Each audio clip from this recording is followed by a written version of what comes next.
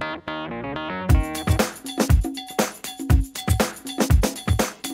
buenas noches. Vamos a empezar. Tengo duda todavía qué decir. Todavía no sé exactamente qué voy a decir. Voy a empezar con algo que dijimos en Shabbat y vamos a ver a dónde nos lleva eso. El tema es, vamos a caminar entre unos parashot, entre tiempos diferentes, entre lo que estamos hoy, que ya estamos saliendo de Rosh Chodesh Adar, pero no saliendo de la alegría de Rosh Chodesh Adar, que es una obligación aumentar la alegría. Vamos a ver si vamos a entender cómo se aumenta esa alegría. Y más de todo, lo que leímos esas semanas era cosas muy importantes, porque era salida de Egipto, que ya hablamos bastante, entrega de la Torah y la parasha de Mishpatim. Antes de todo, hay una discusión entre los comentaristas. Se puede entender un poco y deducir un poco del Talmud de Zvachim, de la hoja 116, ¿ok? Está hablando un poco de qué exactamente recibieron de Sinaí. Según Rashi, esta parasha, aunque viene después de la entrega de la Torah, en realidad se dio antes de Matan Torah. ¿Ok? ¿Cuál? Mishpatim. Mishpatim. Es decir, llega después de Matan Torah, en el orden de la Torah, pero el orden cronológico, cuando recibieron esto, era antes de Matan Torah, antes de los 10 mandamientos, antes de la parasha anterior de Yitro. ¿Ok? Es una regla que todos están de acuerdo que no hay orden cronológico en la Torah. Se puede ver cosas, porque la Torah no es nada más un libro de historia. La Torah, como siempre hablamos, es un libro de presente y futuro también, para cada uno y para cada momento y para siempre. Es algo que siempre podemos aplicar. Según Rashi, esa parasha se dio antes de Matan Torah. Según Nachmanides, esa parasha, estamos hablando con Matan Torah, después de los 10 mandamientos. Una discusión en tiempo cuánto se dio. Pero igual, lo que se entiende de Rashi, o de Nachmanides, o de Talmud, es que esa parasha es muy, muy importante. Y la pregunta es, ¿por qué es tan importante? Entonces, con esa pregunta empezamos a tratar de entender qué hay en esa parasha que era tan importante decirla, según Rashi, antes de Matan Torah, antes de los 10 mandamientos. Y uno abre la parasha y ve cosas que son no tan profundas aparentemente. Son que el esclavo empieza con el esclavo. Y uno dice, vamos a ver por qué empieza con el esclavo, qué hay tan importante en el esclavo. Dice que no se puede mentir, que no se puede robar, que esto, que el otro. Son cosas que sabemos, que tenemos que hacer, que tenemos que aplicar. ¿Ok? Entonces, ¿cuál es la importancia de esa parasha? Pero vamos a ver hoy que esta parasha es la base del judaísmo. ¿Ok? El tiempo, el orden y todo se entiende así, pero vamos a profundizar un poquito más para entender por qué es tan importante. Entonces, primero, si ya estamos hablando de cosas obvias y de cosas que ya sabemos que también había cosas de moraleja en el mundo como Hammurabi o Ashnuna o Namu, leyes muchos años antes. Entonces, ¿qué la Torah llegó a decir aquí en esas leyes? Es decir, por ejemplo, se puede ver en las leyes de Hammurabi o incluso también 100 años antes o un poquito más antes, también leyes que no se puede robar, que no se puede eso, que si alguien te hizo, ¿qué tienes que hacer? Cosas que aparentemente vienen también aquí en la parasha. ¿Qué es el hidush? ¿Qué es la novedad que trajo la Torah también en esas leyes? Vamos a encontrarlo. ¿Ok? Primero, en la entrega de la Torah, en los 10 mandamientos, ¿qué tenemos ahí? Anoji Hashem Elokeja, yo soy tu Dios que te sacó de Egipto. ¿Ok? Y hablamos varias veces que por qué que te saqué de Egipto y no que el creador del cielo y la tierra. ¿Por qué no habla de eso? Porque la salida de Egipto muestra que no nada más hay creador del mundo, sino hay conductor del mundo. Dios sigue con nosotros, Dios sigue controlando el mundo. Lo que había algunos que dijeron que no, pero Dios llega en la entrega de la Torah y dice, sí, aquí estoy. Es decir, no nada más hay creador, hay también conductor, hay alguien que controla el mundo. Ese es el primer punto. El segundo punto es también recordar siempre de dónde salimos. Es decir, no puedes tener tanto orgullo encima del otro porque todos salimos de Egipto, todos también somos extranjeros, también llegamos de esclavitud, tampoco llegamos de esto. Entonces uno también tiene que tener humildad. Entonces los 10 mandamientos, Pero después está hablando de uno de los mandamientos también es no robar, no matar, no esto, cosas que son muy obvias, que todo el mundo sabe que no hay que matar. Entonces, ¿por qué Dios tiene que llegar a enseñarnos que no se puede matar? Para que sea más. Eso es más. Alguien piensa que se puede matar, alguien pensó que, es decir, si imagínate que esto no está escrito en los 10 mandamientos, vas a pensar, a ver, tal vez voy a matar a alguien porque no está escrito, que no es fuerte para mí. Son cosas que son obvias. Entonces, la respuesta más sencilla a eso es que Dios nos quiere decir algo muy importante. Cuando llega el punto tan elevado que el pueblo de Israel ve la entrega de la Torah y todo, llega un momento tan elevado, tan especial, a veces uno puede olvidar de los últimos detalles pequeños. Y no nada más de detalles pequeños, sino aquí siempre tenemos dos columnas principales de todo el mundo. Es decir, hay una columna que es uno con el prójimo, que son las cosas que son valores humanos, y hay otra columna que es uno con su creador, o podemos llamar las cosas espirituales. ¿Okay? El mundo, podemos ver que hay una división muy clara entre las cosas. Hay cosas que son valores humanos y hay lo que es la parte espiritual del mundo. Hay cosas materiales y hay cosas espirituales. Hay una división muy clara. En el judaísmo se considera la misma cosa.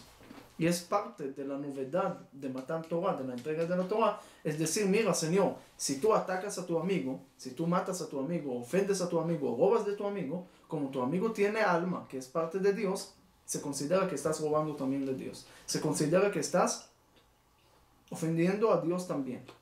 Es decir, no hay valores humanos y uno con Dios. No hay uno con el prójimo y uno con Dios. No hay dos cosas separadas.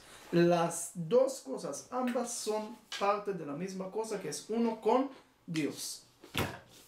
Y de ahí sale también parte que uno totalmente con Dios o uno con Dios a través de los amigos que tiene o la gente que tiene. Oye, la respuesta es que no son separados. Se dio 10 mandamientos. Son 5 y 5, pero vienen en la misma pieza. Están divididas en la escritura, pero no están divididas en la... Finalmente se trata de cuando siempre dicen 2 tablas de la ley, no son 2 tablas de Apple y no son 2 tablas separadas. Son 2 columnas, pero en una sola pieza. ¿Okay? No eran 2 piezas totalmente separadas. ¿Okay? Entonces, es una pieza. La Luchot Miksha es una sola pieza, y eso es lo que tenemos que saber. Primera cosa, la novedad que trajo aquí el judaísmo es: uno no puede subir y elevarse espiritualmente, como vamos muy pronto a estar en la época de los alumnos de Rabbi Akiva. ¿Qué pasó con ellos? No respetaban uno al otro. ¿Cómo puede ser? Porque ellos se elevaron muy arriba de una forma espiritual, estudiaron todo el día y eso, y se olvidaron que hay que tratar bien también al prójimo, que ahí también está la parte de Dios en cada uno de nosotros. No nada más en el estudio y la parte espiritual, también en la vida cotidiana, la vida diaria, también ahí puedes encontrar a Dios en cada cosa, en cada lugar. También en comida y esto, así vamos a ver al final de la parasha, también vimos que está escrito el versículo: Jesús Elohim, vieron a Dios y ¿qué hicieron? Y comieron y tomaron. Entonces en Shabbat lo dejamos abierto un poco y dijimos que era una clase de hace un año, pero ese tampoco lo voy a repetir ahorita. Para ver eso tienen que viajar para el año pasado o simplemente entrar a YouTube, ¿ok? Más fácil. Pero igual, según eso, se entiende que también cuando vieron a Dios y llegaron al nivel más alto, no se olvidaron que también Dios, también hay trabajo en la parte material. Por ejemplo, Shabbat. Uno puede decir: mira, yo quiero elevarme espiritualmente mucho, yo quiero ser muy esto. ¿Qué va a hacer? Ayuno. Porque se va a alejar de la parte material. No se puede. No se puede. ¿Por qué? Shabbat hay que comer más. Para decirte, puedes elevarte, pero no te olvides que hay cosas abajo también. Entonces, la parasha de Mishpatim también son cosas que aparentemente son cosas lo más básicas de cada sociedad, lo más básicas de la parte material del mundo, de uno con su prójimo, de valores humanos.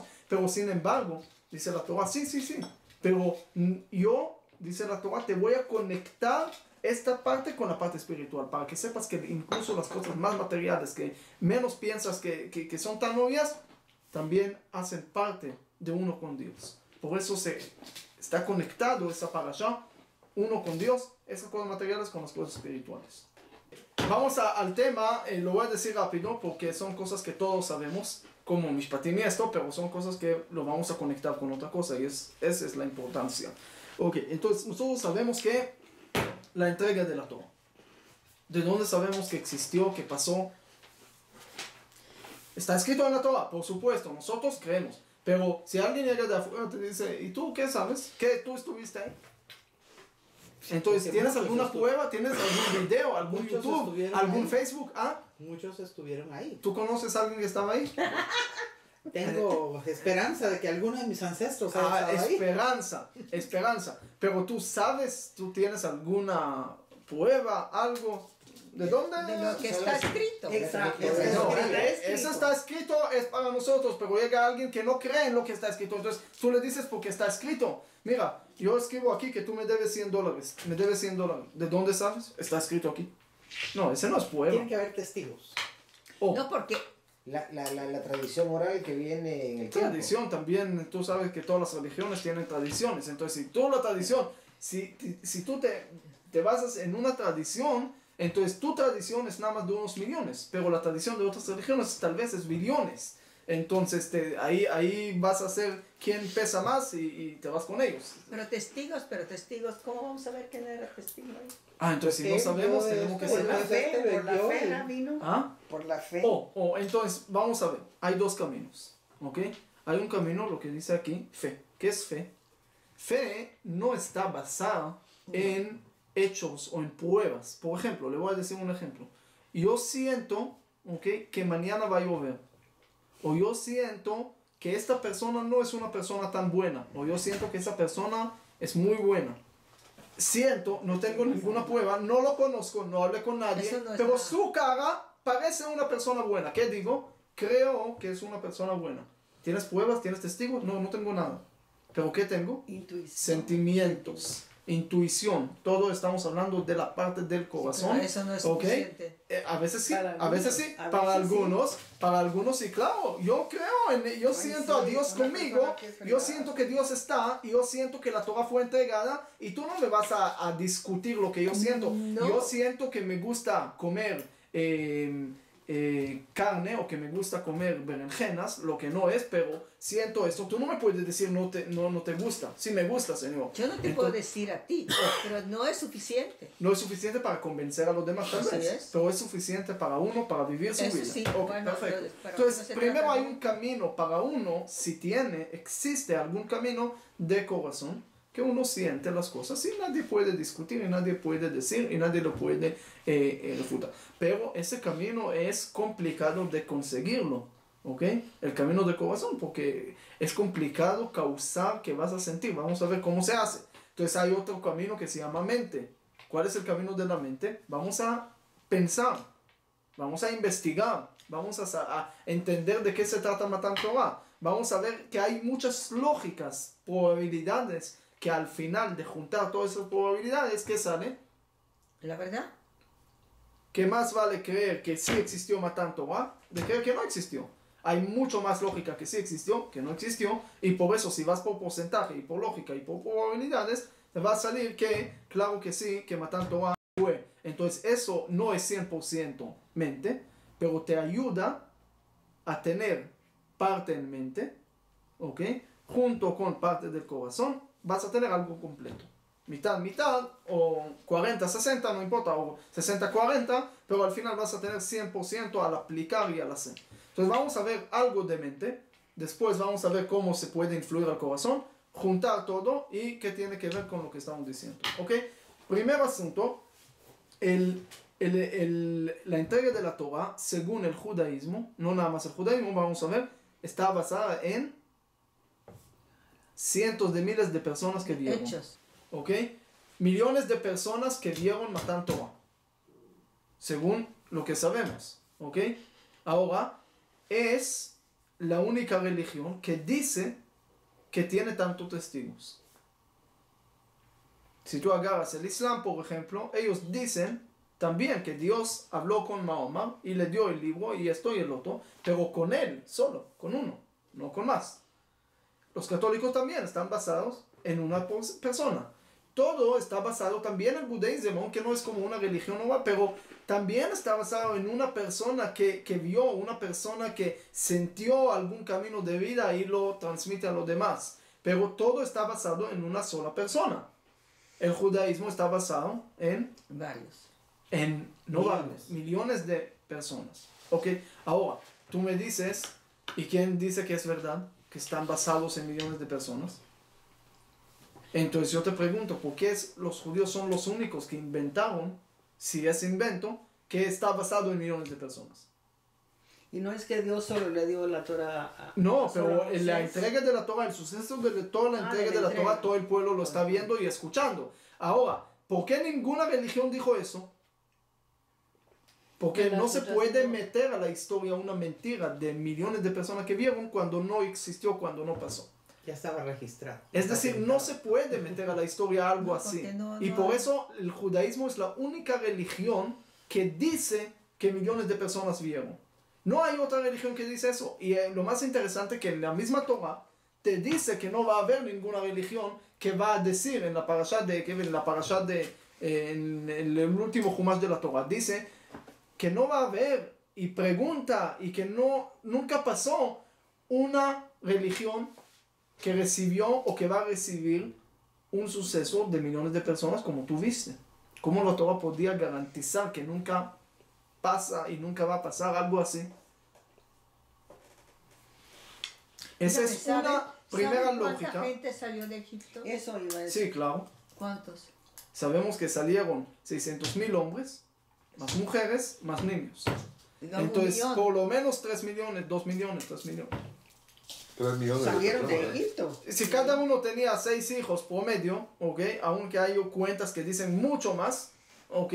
Mucho más, pero salieron 600,000 hombres de 20 años para arriba, ¿ok? Entonces, 600,000 mujeres, pongamos que cada uno tenía nada más una, ¿ok? Entonces había unos divorciados y había unos que estaban solteros, pero más o menos, ¿ok? Estás hablando de 1.200.000. Ese 1.200.000 tienen 3 hijos por lo menos, ¿ok? Entonces ya pasaste los 3 millones, pero hay cuentas mucho más, ¿ok?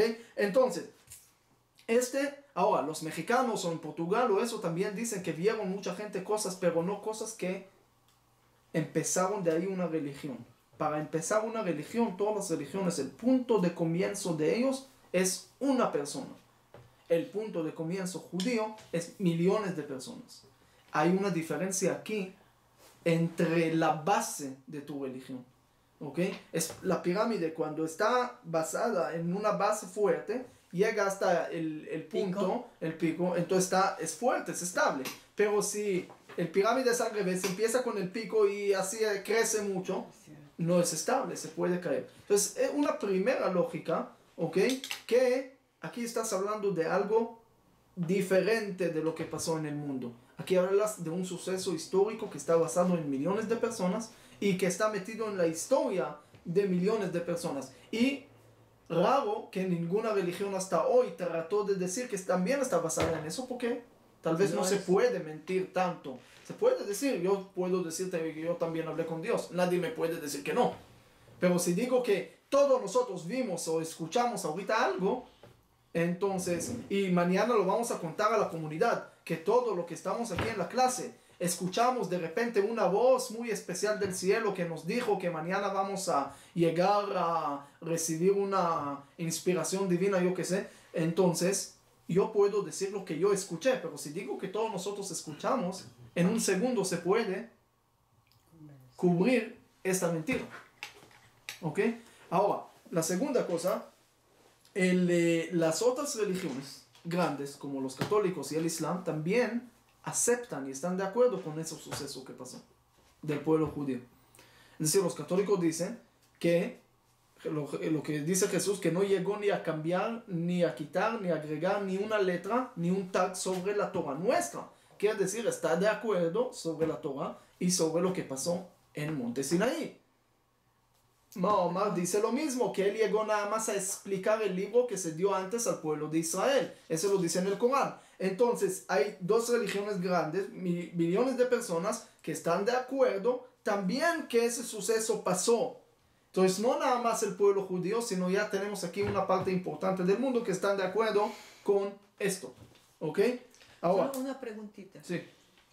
Si usted, mire, me gustó mucho lo que usted me dijo de que las otras religiones vienen de pico y van para allá y nosotros de aquí para allá. Pero empezamos con Abraham. No. Con Abraham no es la base, es el patriarca, pero no es la base del pueblo judío. Tú cumples hoy mitzvot, nada que ver con lo que Abraham, tú cumples mitzvot de la entrega de la Torah. El pueblo judío se considera pueblo judío desde la entrega de la Torah. Antes era pueblo hebreo. Entonces Abraham vino es nuestro patriarca, Abraham, Isaac, Jacob, lo que estaban antes, lo que empezaron esto, pero el pueblo judío con sus obligaciones, con sus mitzvot, empieza de la entrega de la Torah, como dice en la Torah, Ayom hazeni et aleam, este día te convertiste en un pueblo, ahora es una religión, ahora es un pueblo completo, un pueblo judío, en el momento que recibiste la Torah. ¿Okay? Por eso es tan importante la Yetziat Mitzrayim. Por eso Dios dice, yo soy tu Dios que te saqué de Egipto, porque la salida de Egipto es millones de personas. El creador del mundo no había personas. Entonces te dice, no te bases en base que es el pico y después vas a armar una pirámide completa. Mejor como nosotros tenemos pirámide y cada día trabajamos menos hasta que llegamos al final. Pero no trabajamos menos, sino estamos más estables. Ahora, tú sabes cuándo Dios fue la primera vez que estaba con Moshe Rabenu. En la zarza. ¿Tú sabes qué fecha es? Los árabes hacen fiesta de la primera, del primer encuentro de Mahoma con el ángel Gabriel y con Dios y cuando recibió y esto, y tienen Eid al-Fitr y Eid al-Adha y tienen Ramadán y tienen muchas fiestas, pero nosotros no tenemos ni una fiesta que está relacionada con el primer encuentro de Dios con Moshe o con Abraham. No tenemos esa fiesta, no sabemos qué fecha es. ¿Por qué? Porque es una sola persona y no nos basamos en una sola persona. La base tiene que ser fuerte, ¿ok? Y esa es la base del pueblo judío. Entonces, es una de las lógicas todavía para creer. Hay otra lógica, como dijimos que otros están de acuerdo con nosotros, pero otra cosa importante, la esencia del pueblo judío nunca se cambió. Hay muchos cambios, detalles, costumbres y muchas cosas así. Pero la esencia, Shabbat, Tfilín, Kashrut, pureza familiar, todas esas cosas son cosas que en la esencia del judaísmo que nunca se cambió. Desde Moshe Rabenu hasta hoy el Shabbat es igual. Lo que hay que hacer en el Shabbat es igual. Hay costumbres, hay detalles, hay esto, pero la esencia otra vez se queda igual. En otras religiones puedes ver que la esencia hoy en día no tiene nada que ver con el principio, el comienzo de la misma religión, hasta que el mismo fundador de la religión, si llega a buscar hoy a su religión, no lo va a relacionar con la religión que está hoy. Es decir, cuando otras religiones están tan lejos del fundador de ellos y de la esencia de ellos, entonces tú dices, ¿qué está pasando aquí? Si el fundador no tiene conexión con la religión, ¿por qué yo tengo que ir a esta religión? Si tú ves, por ejemplo, que el mismo Jesús dice que no va a cambiar ni una letra de la Torah, y todo hoy está cambiado y totalmente algo diferente, ¿qué dices? La esencia se cambió. Pero el pueblo judío, el judaísmo, la esencia no cambió. Se quedó igual. ¿Ok? Como otra vez la historia famosa que siempre creo que lo tenemos que tener en la mente de entender que es tradición. Cuando Ben Gurion en 1954 estaba en Estados Unidos y alguien le preguntó, ¿y ustedes por qué quieren la tierra de Israel? ¿Qué tienen que ver? Entonces dijo, ¿qué? Nuestra Biblia, la tradición, lo que tenemos. ¿Y qué es tradición de ustedes? ¿De qué estás hablando? Dijo, ¿cómo de qué? Mira, te voy a decir una cosa. Tú conoces el barco Mayflower que salió a Estados Unidos. Vaya, busca 10 personas, haga las preguntas siguientes. ¿Quién era el capitán? ¿Cuántas personas salieron? ¿Cuándo salieron? ¿Cuánto duró el viaje? ¿Qué comieron el viaje? ¿A dónde llegaron? Pregunta eso y vas a ver qué respuestas vas a recibir. Y recibió respuestas totalmente diferentes. Hasta hoy, si lo voy a hacer aquí, lo voy a recibir respuestas totalmente diferentes.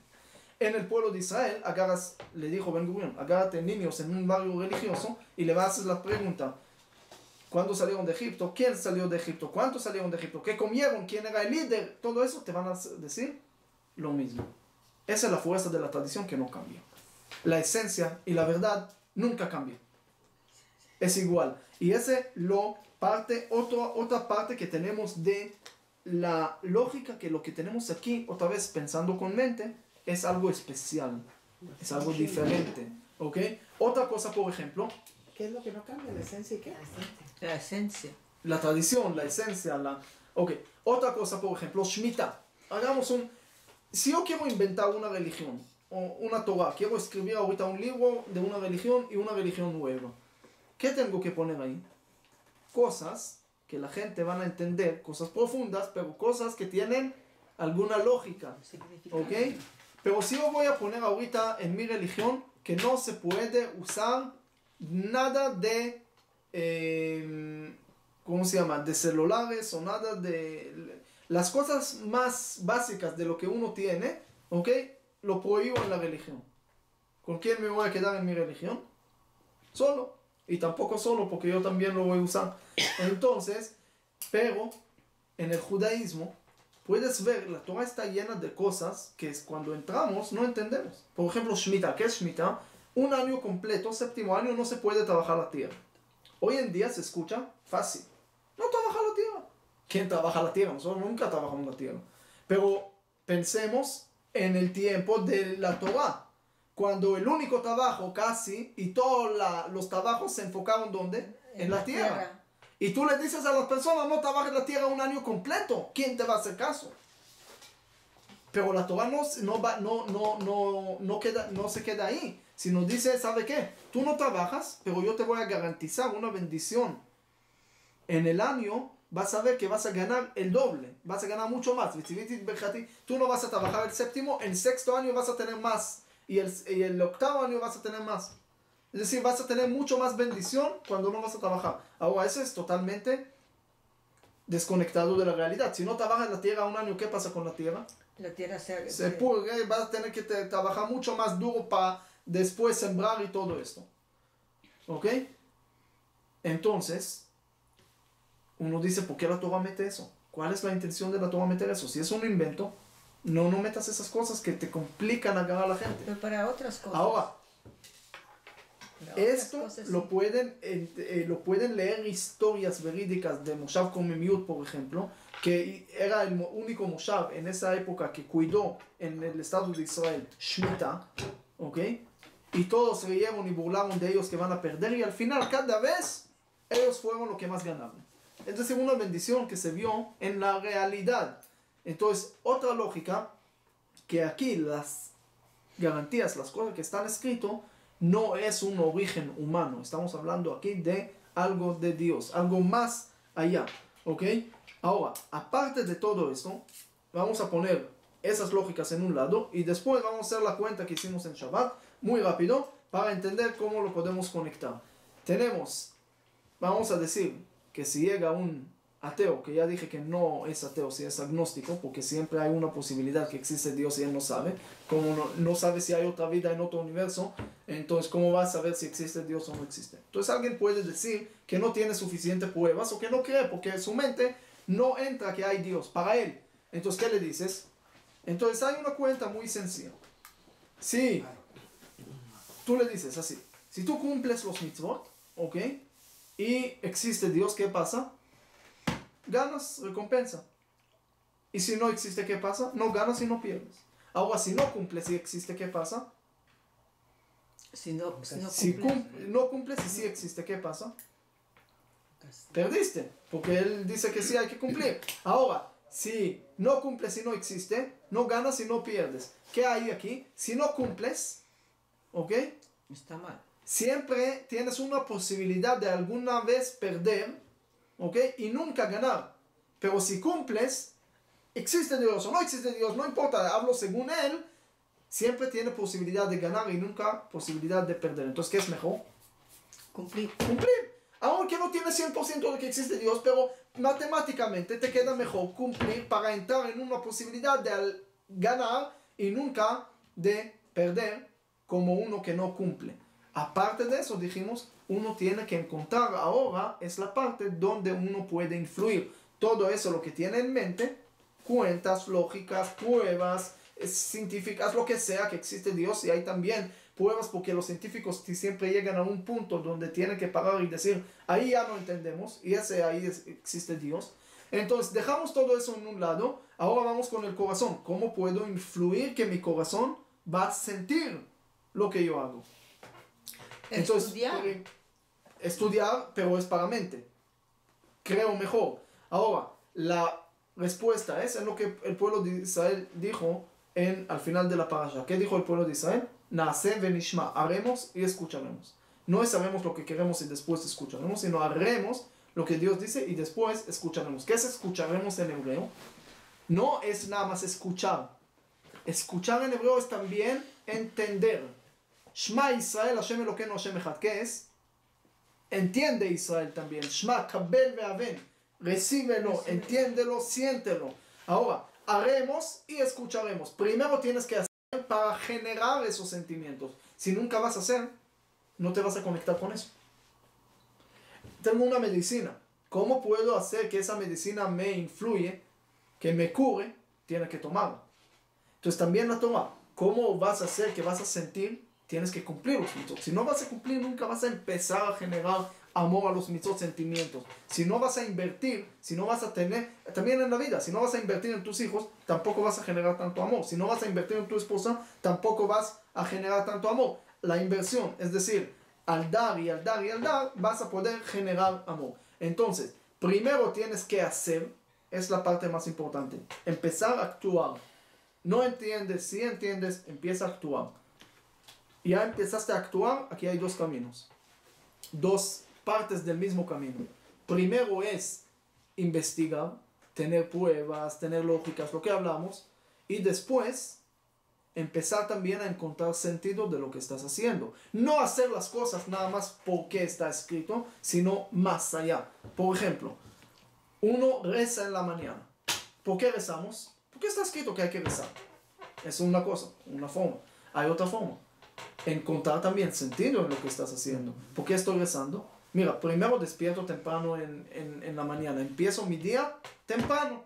Entonces uno levanta a las 10 de la mañana, ya levanta mal. No importa qué va a hacer, ya se levanta un poco mal. ¿Ok? Ya se levanta, ya perdió una parte de su día. Ahora, levanta temprano, su día ya es más largo, tiene más positivo. Ahora, uno a veces levanta, ¿qué hace? Lee periódico, empieza a gritar o no sé qué. Entonces ya empezó su día negativo. O viendo el banco, viendo esto, viendo el otro. ¿Qué dice el judaísmo? No. ¿Dónde tiene que empezar tu día? Primero moderni. Rezar. ¿Ok? Antes de gritar que hay que comer o no sé qué, primero decir gracias. Ya empezaste bien. Ahora, ¿por qué dices gracias? Porque debes decir, es tu obligación. Pero aparte de eso, es también tu necesidad decir gracias. Porque al decir gracias, estás más contento, sí, más positivo, aprecias más de lo que tienes. Entonces, ¿por qué rezamos en la mañana?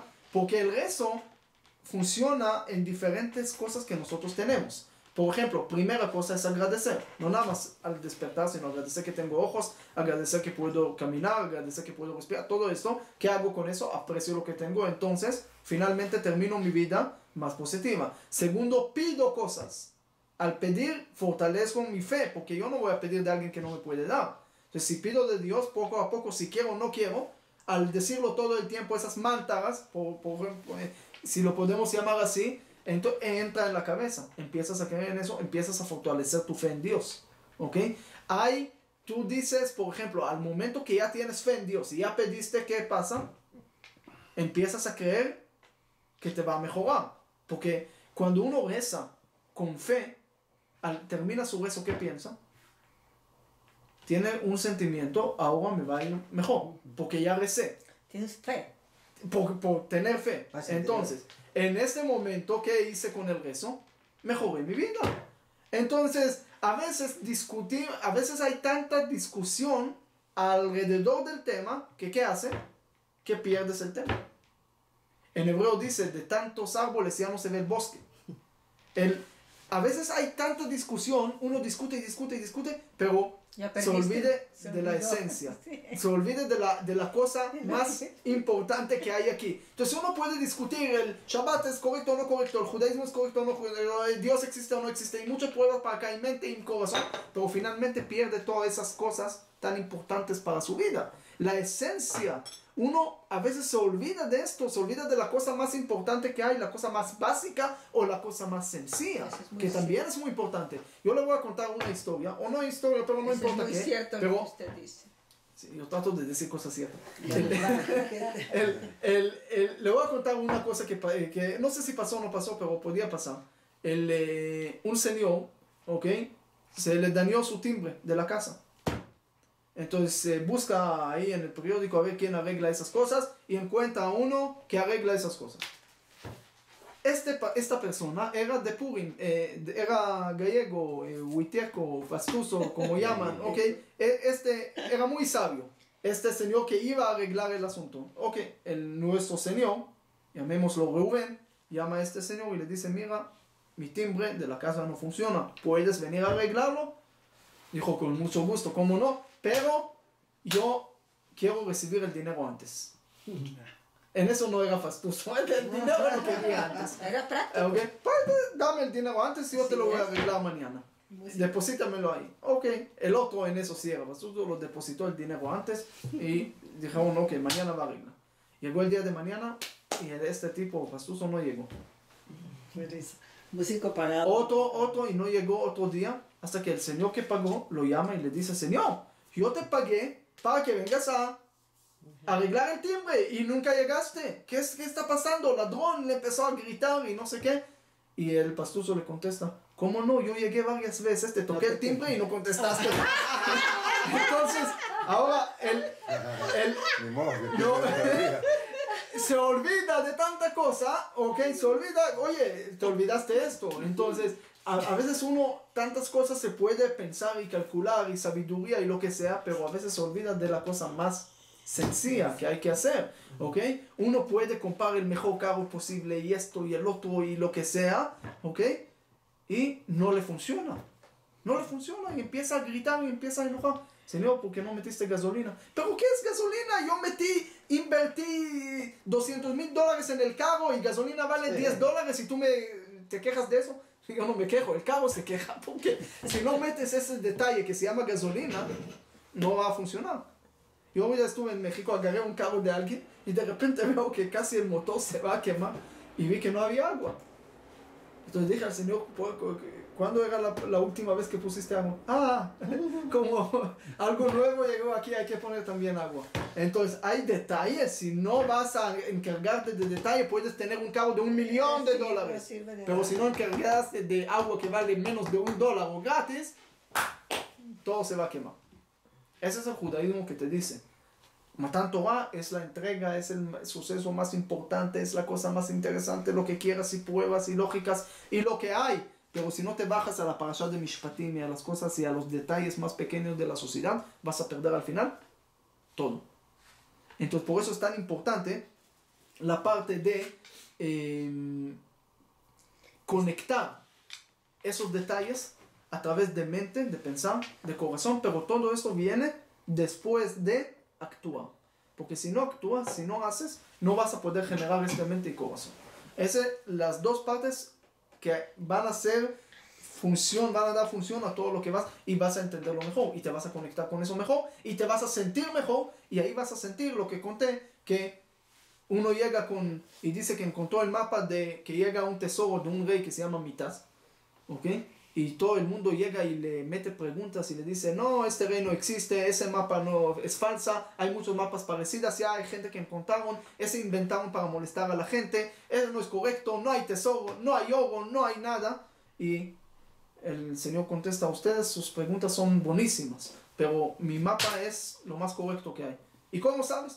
Muy fácil, porque ya encontré el tesoro. Entonces, ¿para qué hablan tanto? Es decir, pueden hablar tanto que existe, que pruebas, que aquí para allá, pero si yo encontré el tesoro y yo siento que encontré el tesoro, entonces ustedes pueden seguir hablando, pero yo ya encontré. Entonces uno en el judaísmo al aplicar aparte de pruebas, que es muy importante, y aparte de sentimientos, que es muy importante, esas dos cosas tiene que saber y sentir que ya encontró el tesoro en el momento de hacer. No nada más rezo, Shabbat. También Shabbat es una parte muy importante en la vida, que uno tiene que tener un descanso absoluto, una vez a la semana, y estar con la familia conectado, cantando Zmirot Shabbat, hablando un poco de la parasha. Esa es otra vida. Es entrar en una cápsula dentro de todo ese mundo, dentro de ese diluvio que tenemos, entrar a una arca de Noé, es Shabbat. Y esto uno tiene que hacer no nada más porque está escrito, porque es una necesidad de la vida que tienes. Cuando uno lo entiende y disfruta así, entonces ya cambió todo. La pobreza familiar. Yo discutí con algunos que si hay pruebas, no hay pruebas, y de repente le digo, mira, pero resuélveme el problema que existe que se llama la rutina. ¿Cómo haces para apreciar a tu esposa después de 30, 40 años casado? Es casi imposible. Es decir, puede apreciar, puede querer, pero todo el tiempo la misma, todo el tiempo la misma, todo el tiempo la misma. Entonces, el judaísmo tiene leyes para arreglar, para solucionar esto. A ver, entonces, dígame una. Sí.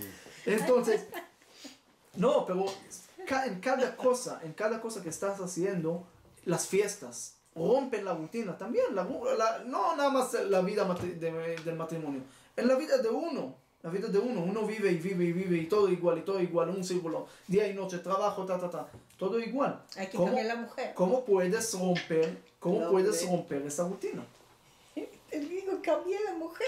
No, pero la rutina de la vida. 5 o 6 mujeres. Ah, por eso dice Por eso ella, en el pasado tenían 5 o 6 mujeres. Ya, así ¿viste? salía de la rutina. La rutina de la vida también. La respuesta es muy sencilla. De la Las guerra. fiestas, todo lo que tenemos te hace romper la rutina cada vez de nuevo. Cada vez hay otras cosas. ¿Ok?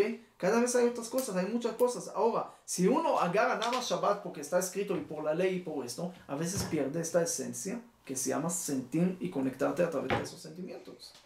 Y se vuelve rutina. Nada más Karen estaba en Shabbat, ¿no? ¿Quién más estaba en la clase? ¿Estuviste? Sí. Entonces, ahí le conté que había un religioso, ¿ok? Había un religioso que invitó a su amigo que no era religioso a Shabbat y le dijo, mira, venga, Shabbat, siente Shabbat, ¿qué es Shabbat y eso? Entonces en la noche hacen kiddush, toman una copa de vino, ¿sí? Y reparten a todos vino y empiezan a hacer kiddush y después hacen lejaim y llega la tequila, llega vodka, llega eso y termina la comida, nació alguien ahí en la ciudad que nace cada día y cada hora, entonces también toman lejaim, entonces agarran whisky y hacen lejaim y después en la mañana otra vez hacen kiddush, ¿ok? Otra vez vino y toman y esto y el otro y después llega cada vez y llega Suda Shlishit y también toman lejaim, llega Abdalá y otra vez vino. Y ya termina Shabbat y todo muy bien y comió y lo que quieras. Y el religioso le pregunta a su amigo, ¿ya sentiste que es Shabbat? ¿Ya entendiste? Dijo, mira, yo no entendí muchas cosas, pero ¿por qué no se puede manejar en Shabbat? Ya entendí. Okay, hay cosas que se entienden, hay cosas que no se entienden, pero uno tiene que saber que también, por ejemplo, agarramos lo que es el, ¿cómo se llama? Mashiach.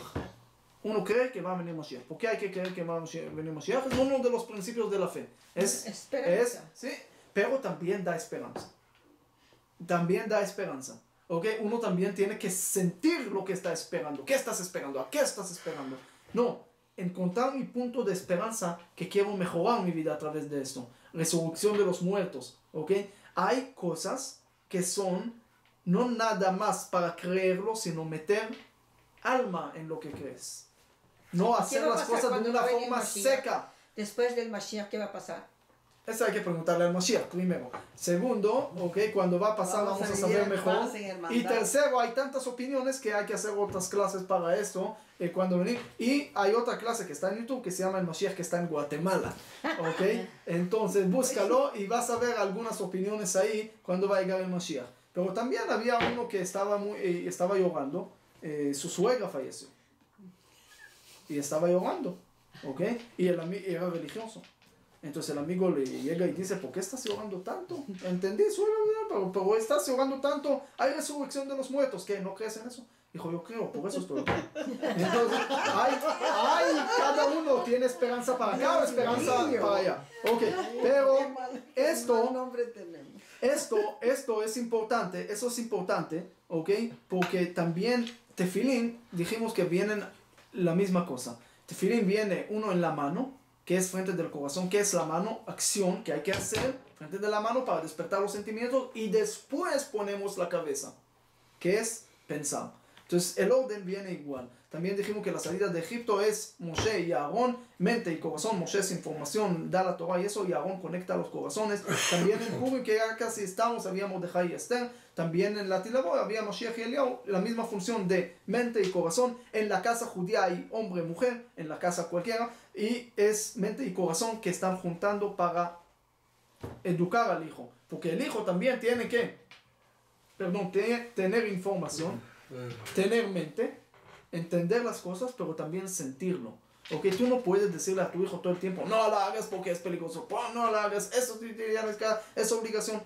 La mamá, por eso el judaísmo se rige según la mamá, porque mete sentimientos a las cosas.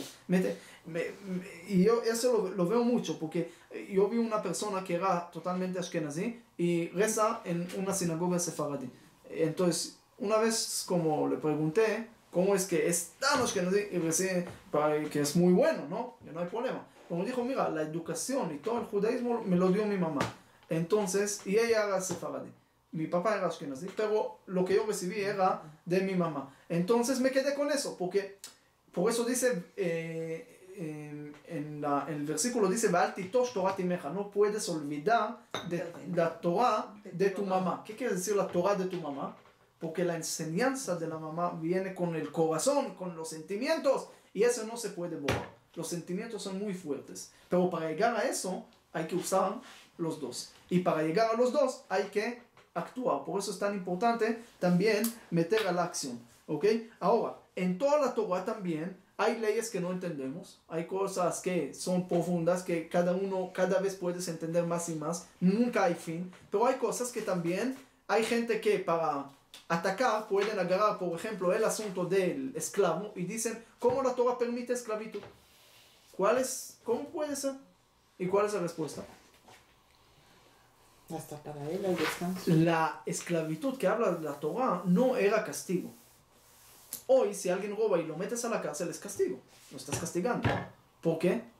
Porque lo metes a la cárcel. Pero en realidad, ¿qué estás causando? ¿Qué es el ladrón pequeño que entró? ¿Qué va a salir? Ladrón más grande. ¿Ok? Ya vas a ver más. La Torah dice no. Alguien robó, no lo vas a castigar. No, el castigo no ayuda. Lo que tienes que hacer es enseñarle que es una familia digna, que es eso. Y por eso la Torah te exige darle tantas cosas al esclavo. Si tienes una almohada, lo tienes que dar al esclavo. Es la moraleja que el judaísmo trajo en esas cosas tan obvias, en esos detalles. Esa es la novedad que dice la parasha. En cada cosa, por ejemplo, hagamos en Midvar Sheker Tijak, aléjate de la mentira. No se puede mentir. Entonces, no mentirás. No, dice aléjate de la mentira. ¿Qué es aléjate? Hay cosas que no son mentiras, que son casi mentiras. Dice la Torah, aléjate de eso también.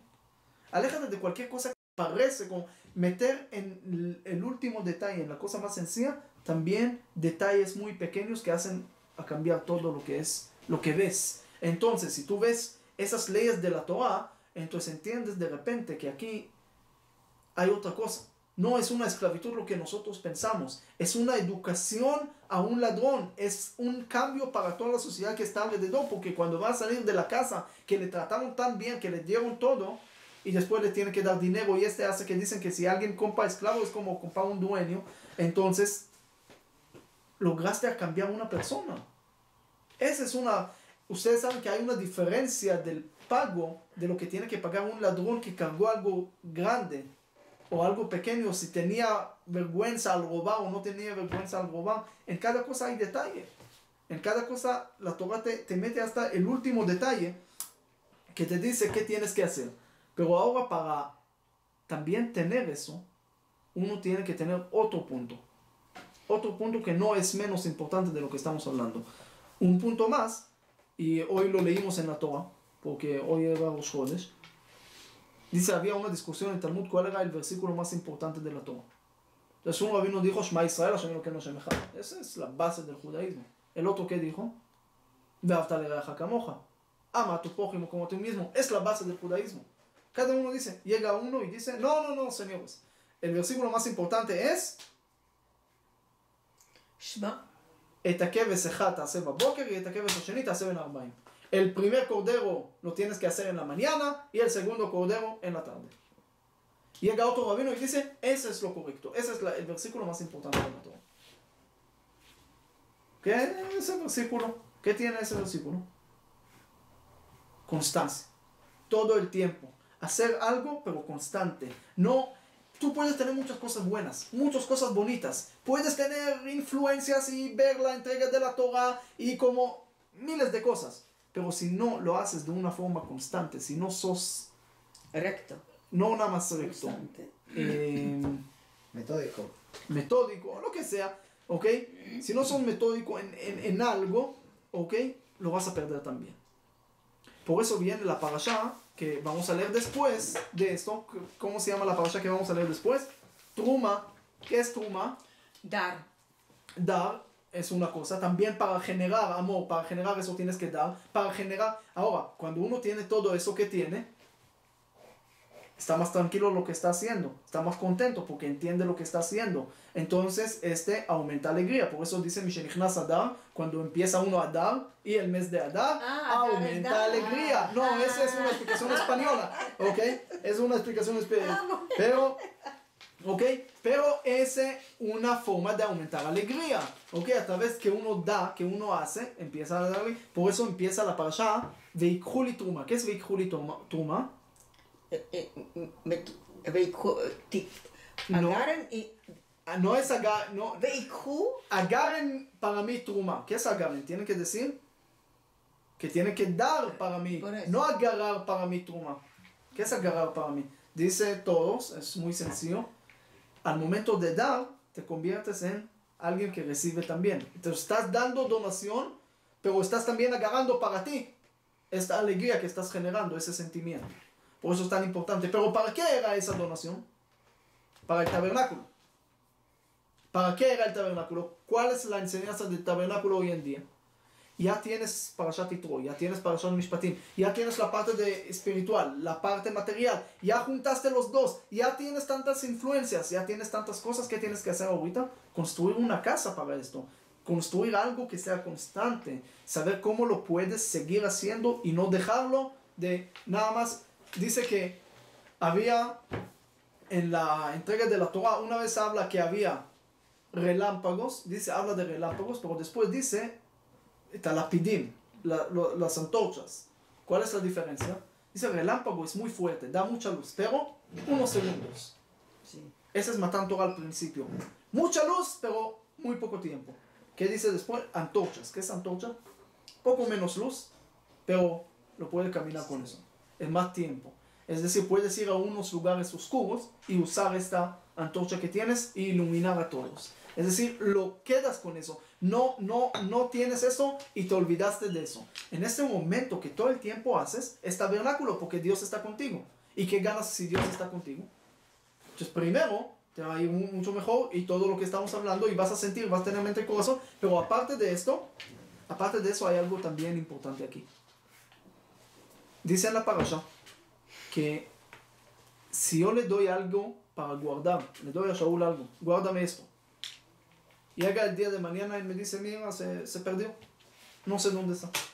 Entonces hay diferentes leyes. Si Shaul recibió dinero por guardarme eso, entonces tiene más responsabilidad. Si no recibió, tiene menos responsabilidad. Y así hay diferentes leyes. Hay uno que se llama Shoel. ¿Qué es Shoel? Yo no le di a Shaul para guardar, sino él llegó conmigo y me dijo, préstame esto. Lo presté, gratis. Y de repente llegó alguien con pistola y lo robó esta cosa. Shaul tiene que pagarme. ¿Por qué? Porque yo le hice un favor.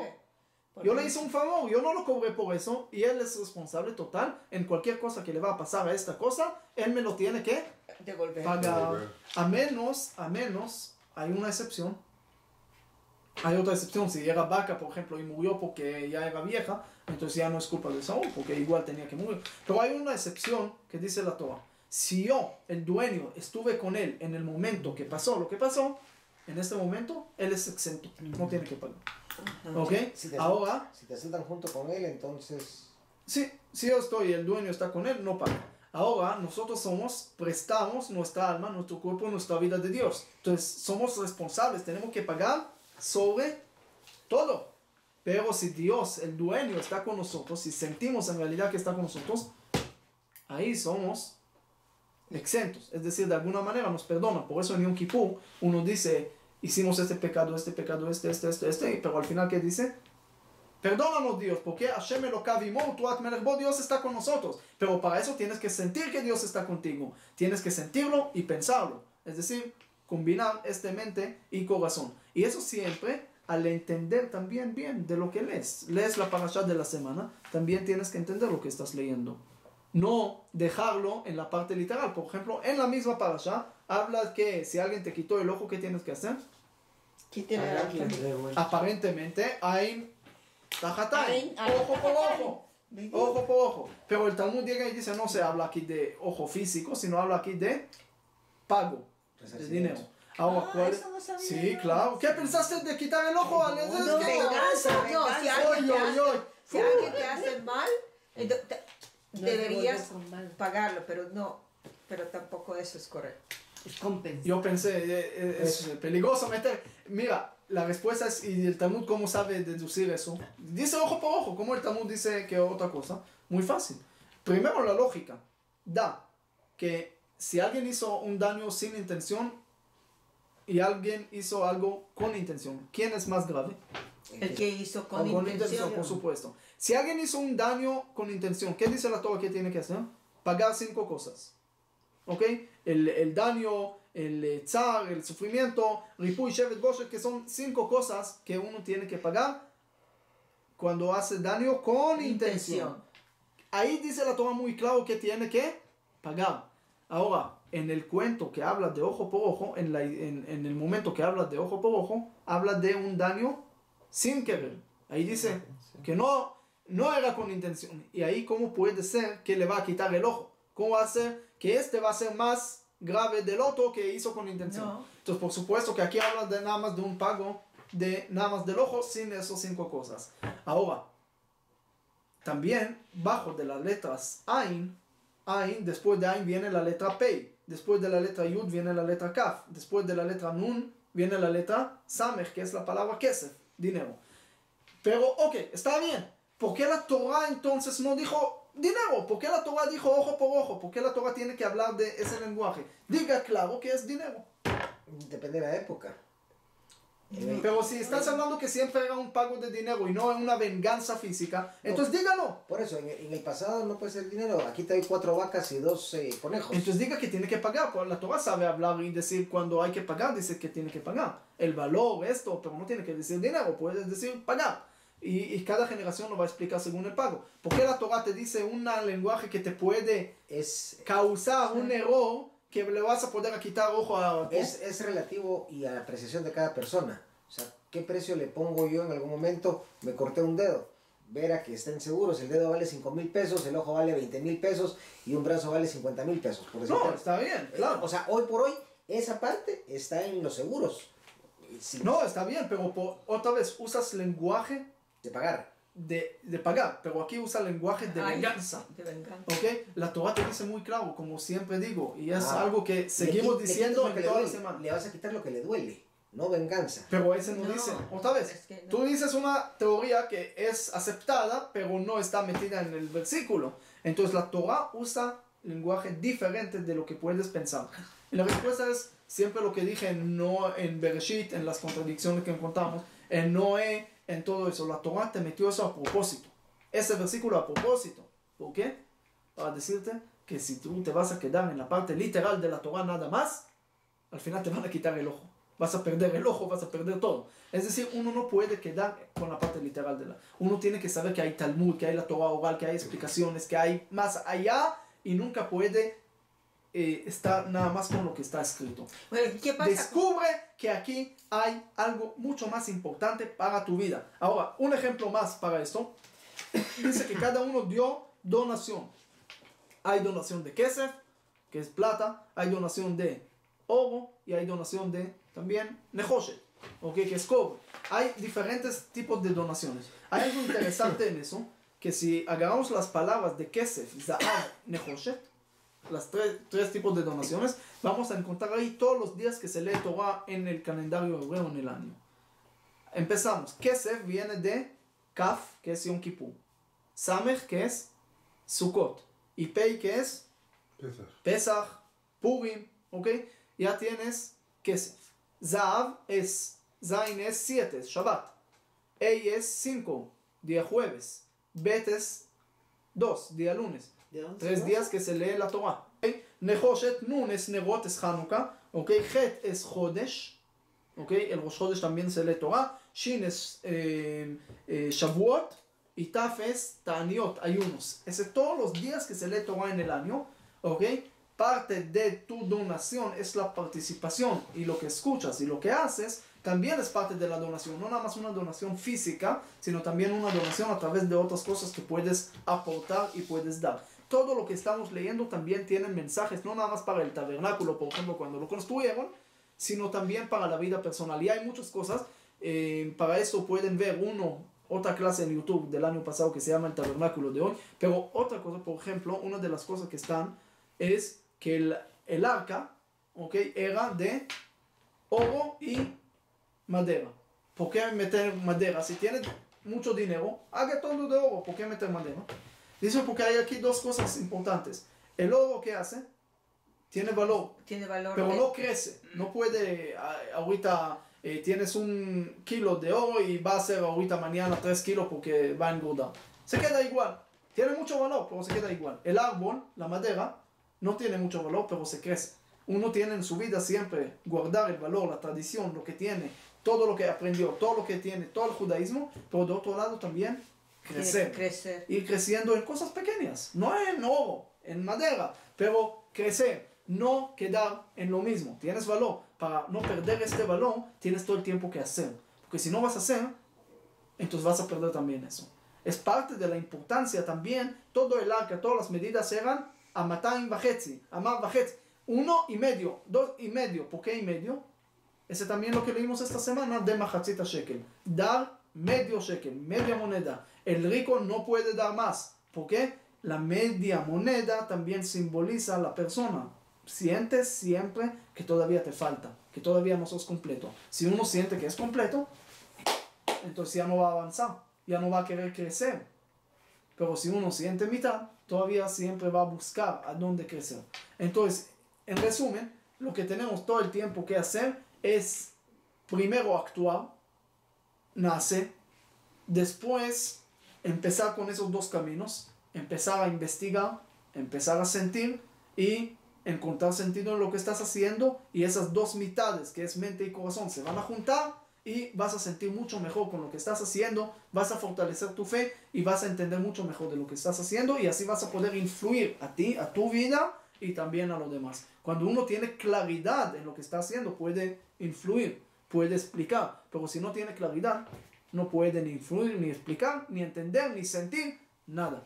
Entonces, por eso la vida es no nada más leer, no nada más la parte de las letras, no nada más la parte de lo que ves, sino siempre tratar de ver más y más, profundizar en más de lo que tienes, no quedar en una sola cosa, siempre crecer. Hay mucho valor, pero también para tener más valor, para tener más cosas, tienes que crecer. Ese es esos parashot que estamos leyendo de Yitro, de Mishpatim, de Trumá, y vamos a ver también hasta el final, habla de del tabernáculo. Hasta al final de este capítulo todavía sigue hablando de eso. Ahora nada más termino, que ya casi estamos en Purim, ¿ok? ¿Qué es más importante, como todos saben, Purim o Yom Kippur? Purim. ¿Por qué Purim? Dice que en Purim volvieron a recibir la Torah de amor, con amor. Dice que antes era por obligación, después con amor. Yom Kippur es un día de miedo, es un día espiritual, es un día muy elevado. Purim es un día con muchos detalles materiales. Ahí es el examen más fuerte que tienes. no perderte en esos detalles. En Yom Kippur es muy fácil ser muy tzadik, ser muy arriba, Sí. ser esto. Pero en Purim es la importancia. A ver si con alegría, si vas a sentir, si vas a entender y si vas a poder juntar todo esto en una sola persona que sos tú. Eso es la importancia del día Purim. Eso es lo que tenemos que saber y pensar cómo podemos tratar de influir en todo esto.